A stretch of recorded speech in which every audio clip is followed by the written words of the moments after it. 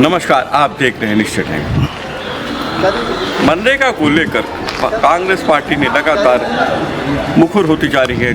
संसद से लेकर सदन तक, सड़क तक वो लगातार इसके विरोध में काम कर रही है। उनका कहना है कि मनरेगा को जिस तरह से ख़त्म किया है केंद्र सरकार ने, वो एक सूची साजी साजिश है बड़े व्यापारियों के लिए, बड़े घरानों के लिए, क्योंकि जो रोज़गार के नाम पर जो ठग रही है भारतीय जनता पार्टी को।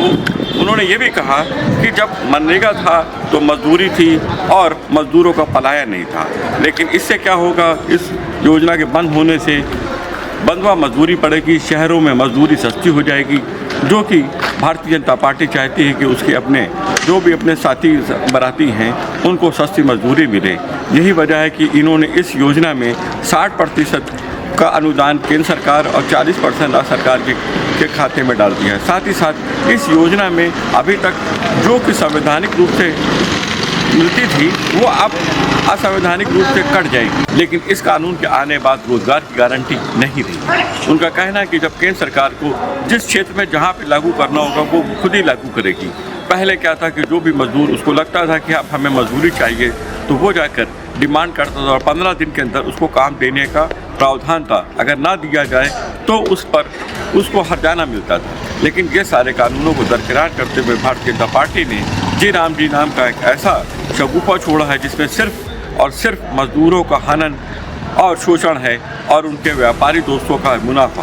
पूरे देश में जो मजदूर विरोधी कृत्य भाजपा ने किया है, महात्मा गांधी नरेगा को खत्म करके एक ऐसी योजना जिसमें समस्त मजदूरों के मौलिक अधिकार, राइट टू वर्क को खत्म किया है।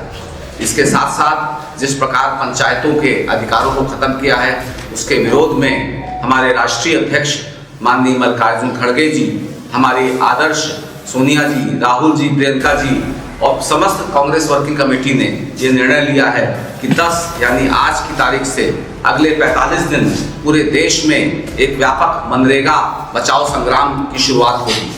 आज प्रथम दिवस पे पूरे देश के हर जिले के मुख्यालय पे हमारे सम्मानित जिला अध्यक्ष जी पत्रकार वार्ता करके बताएंगे कि आगे की क्या कार्य योजना है, क्योंकि लखनऊ राजधानी है, इसलिए हम लोग बैठ के प्रदेश में किन मुद्दों पे हम लोग संघर्ष करेंगे, लखनऊ में से लेके पूरे प्रदेश में क्या कार्य योजना है मनरेगा बचाओ संग्राम की, इसके बारे में मैं आपको बताऊंगा। आज 10 तारीख को हम लोग पत्रकार वार्ता करके इन मुद्दों का खुलासा करेंगे। उत्तर प्रदेश में 1 करोड़ एक्टिव जॉब कार्ड धारक है। 1 करोड़ एक्टिव जॉब कार्ड धारक का मतलब है 5 करोड़ की आबादी की जीविका मनरेगा योजना से चल रही थी। मात्र 1 करोड़ में 1,21,000 जॉब कार्ड धारक को अभी तक 100 दिन का काम मिला है इस वित्तीय वर्ष में, अर्थात 1.2%। और ये सरकार झूठ बोल रही है कि हम 125 दिन का काम देंगे, जब केंद्र सरकार 100% लेबर कंपोनेंट दे रही है। उस समय 60% देगी। 100 बार झूठ बोलने से झूठ सच नहीं होता। गरीब असहाय मजदूर जो 2006 के पहले दूरस्थ पलायन करके अपने बूढ़े माँ बाप परिवार को छोड़ के जीविका के लिए शहरों में जाते थे, मोदी सरकार ने फिर से उन उद्योगपतियों को सहूलियत देने के लिए इन गरीब मजदूरों को फिर से मजबूर करना चाहती है कि वो शहरों में जाके एक बंधुआ मजदूर की तरह काम करें। माननीय खड़गे जी, हमारे प्रदेश अध्यक्ष माननीय अजय राय जी, हमारे प्रभारी महासचिव जी ने कल पूरे दिन भर विस्तार से इस कार्य योजना पे चिंतन किया है और हम उत्तर प्रदेश की 58,000 ग्राम पंचायतों में जाके मजदूरों को संगठित करेंगे और मनरेगा योजना को बंद होने नहीं देंगे। इसके अतिरिक्त सबसे दुर्भाग्य है, इस योजना में कार्यरत जो संविदा कर्मी हैं उनको मजदूरों से बुरी स्थिति भाजपा सरकार ने कर रखी है। योगी सरकार में आज से 4 वर्ष पहले डिफेंस मैदान पे योगी जी ने कहा था कि HR पॉलिसी मिलेगी, कुछ नहीं मिला। EPF सैकड़ों हजारों संविदा कर्मी जो मनरेगा में काम कर रहे हैं वो मौत के घाट उतर चुके हैं, चाहे वो मेंटल टेंशन के पीछे, चाहे किसी एक्सीडेंट के पीछे, उनको EPF का लाभ नहीं मिला है। जो तकनीकी सहायक है, किसी को मिनिमम वेजेस नहीं मिल रही है। कांग्रेस का ये वादा है कि मनरेगा वापस भी लाएंगे और जो अकुशल श्रमिक है, जॉब कार्ड धारक, उसको न्यूनतम 400 रुपए प्रतिदिन मजदूरी देंगे। हम पंचायतों को पुनः कार्य योजना बनाने और उसको लागू करने का अधिकार देंगे, जो कि छीन लिया है सरकार ने।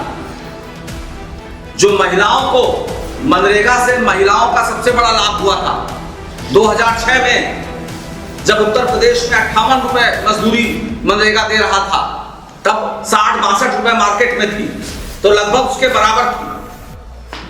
पलायन महिलाएं कम कर पाती हैं, तो गांव में काम मिलने का ये महान योजना जिसको संसार ने सराहा, उस योजना को खत्म करके 60 दिन जो काम बंद करने की नई योजना है, इससे बड़ा मजदूर विरोधी कृत्य हो ही नहीं सकता। 60 दिन बंद करके किसको फायदा होगा? शहर के उद्योगपतियों को और 5% उन बड़े किसानों को जिनको आदत थी बंधुआ मजदूरी कराने की। You cannot force anybody to not work in मनरेगा फॉर 2 months। प्रॉब्लम कहां से उपजी? मनरेगा आने से मजदूरी बढ़ी, गरीब मजदूरों का सम्मान बढ़ा कि साल में अगर मजदूर ने लिख के दे दिया कि हमें जनवरी फरवरी में और मार्च में 90 दिन का काम चाहिए, तो सरकार बाध्य थी उन महीनों में ही काम देने के लिए। तो मजदूर क्या करता था कि खेती के समय काम नहीं मांगता था, और अगर जरा भी जमींदारों या सीमांत किसान वालों ने जरा भी उनको मजदूरी में सही नहीं पैसा दिया, तो तत्काल मांग लेता था मनरेगा में। वो सम्मान को खत्म किया इस सरकार ने। बेरोजगारी भत्ता, बेरोजगारी भत्ते का प्रावधान पहले से था, जो शिवराज सिंह चौहान जी झूठ बोल रहे हैं। और मैं इस आप लोगों के माध्यम से एक बात, जो सेल्फ गोल मारा भाजपा ने, केंद्रीय मंत्री शिवराज सिंह चौहान जी ने 2 दिन पहले कहा कि कांग्रेस मनरेगा बचाओ संग्राम नहीं, भ्रष्टाचार बचाओ संग्राम कर रही है। भ्रष्टाचार 3 पूरे कार्यकाल शिवराज सिंह चौहान जी मध्य प्रदेश में थे। किसी योजना में भ्रष्टाचार रोकने का काम किसका होता है? गरीब मजदूर का कि सरकार का? आपने स्वयं स्वीकार किया कि मनरेगा में सर्वाधिक भ्रष्टाचार भाजपा के कार्यकाल में हुआ, केवल उसको मजदूरों को बदनाम करने के लिए। और दूसरी बात, यह तथ्य है कि मनरेगा अधिनियम में सर्वोच्च निगरानी थी central employment guarantee council, CEGC, केंद्रीय रोजगार गारंटी परिषद। जब तक 2014 तक UPA 2 सरकार थी, तो यह परिषद मौजूद थी।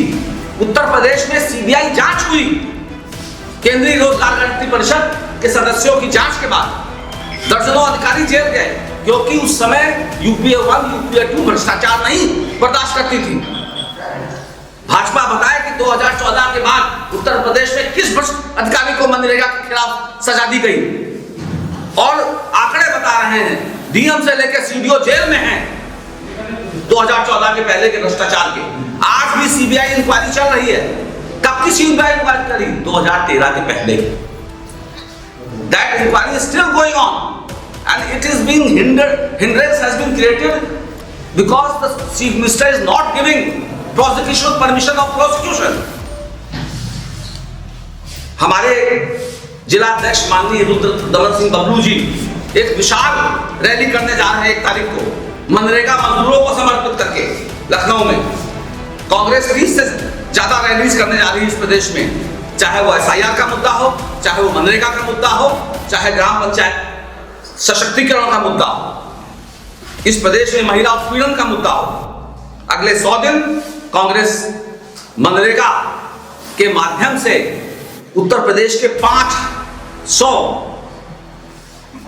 1 करोड़ जॉब कार्ड धारक, मतलब 5 करोड़ मजदूर परिवारों के लिए संघर्ष करेगी। मनरेगा वापस आएगा। जिस तरह भूमि लैंड एक्विजिशन बिल में राहुल गांधी जीते थे, जिस तरह किसान बिल में राहुल गांधी जीते थे, राहुल गांधी जो कहते हैं वो करते हैं। ये संघर्ष अपने लॉजिकल एंड तक पहुंचेगा।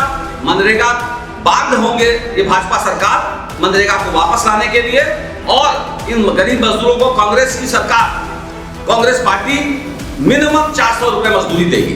धन्यवाद। राजीव गांधी ही लेके आए थे कंसेप्ट को। उस कंसेप्ट को आपकी सरकार रही, यूपीए 2 भी रही, तो उसमें पूरी तरह से इम्प्लीमेंट क्यों नहीं हो पाया? देखिए आपको बताऊं मैं, पंचायत ग्राम स्वराज की कल्पना सबसे पहले इस देश में महात्मा गांधी ने, वो कंसेप्ट महात्मा गांधी का था। और आजाद भारत में अगर ग्रामीण पंचायती राज व्यवस्था को सशक्त किया तो 73वां संशोधन राजीव गांधी ने, और अगर उस संशोधन को सबसे ज्यादा सशक्त किया तो महात्मा गांधी नरेगा। मैं आपको बताऊं उसका, I am telling you the facts.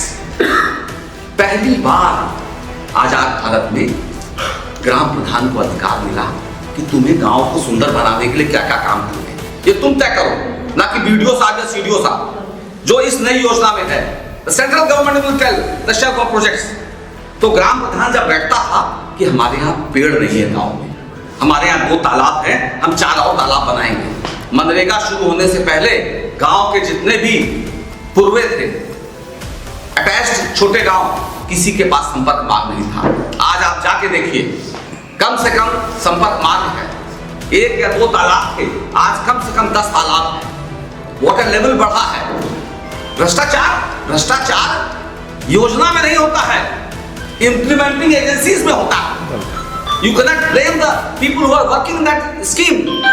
तो मनरेगा ने सर्वप्रथम ग्राम पंचायत को यह अधिकार दिया, ग्राम सभा को, कि आप अपनी कार्य योजना बनाएंगे। दूसरा, यहां तक अधिकार था कि कार्य योजना अगर साल में एक बार बनती थी, साल भर की वार्षिक कार्य योजना, शेल्फ ऑफ प्रोजेक्ट्स जो प्रधान बनाते थे ग्राम सभा, उसमें डीएम को भी अधिकार नहीं था कि अगर ग्राम प्रधान कहते हैं कि हम सबसे पहले पेड़ लगाएंगे, फिर हम बनाएंगे तालाब, उसके बाद हम खड़ंजा बनाएंगे, फिर हम चक्रोड बनाएंगे, वो क्रम भी नहीं तोड़ सकता था डीएम, इतना अधिकार था। और दूसरा अधिकार जो सबसे बड़ा अधिकार था, द एक्ट सेड कि 100 रुपए आएगा अगर एक पंचायत में, तो 50% काम मिनिमम ग्राम पंचायत कराएगी। For the first time gram panchayat was made the implementing agency. तो आपका प्रश्न बहुत सही है, ये जानकारी होनी चाहिए इस प्रदेश को, इस देश को है। मनरेगा एक तरीके से जो गांव की इकॉनमी थी, अर्थव्यवस्था थी, उसको सुधारने का काम मनरेगा ने किया। केवल लखनऊ में तो आप देख रहे हैं कि शहर करीब है, यहाँ तो आदमी झोला उठा के लेबर जो है चौराहे पर चला जाता है, लेकिन तमाम आप देखिए जो जैसे उन्नाव बगल में ही देख लीजिए, और आप बस्ती चले जाइए, आप गोंडा चले जाइए, तमाम ऐसे हमारे जिले हैं जहाँ पे मनरेगा ने गांव की अर्थव्यवस्था को सुधारने का काम किया। जब आदमी 1 बीघा 10 बिस्वा वाला अपनी खेती बो लेता था तो उसके पास जॉब कार्ड आता था, काम की मांग करता था, और काम मनरेगा के माध्यम से मजदूरी करके अपने जीवन यापन का काम करता था। तो बंधुआ मजदूरी भी उससे खत्म हुई थी, और जो ग्रामीण क्षेत्र में जो कम मजदूरी थी, उस मजदूरी को बढ़ाने का मेन कारण उत्तर प्रदेश में और बिहार में ये मनरेगा थी।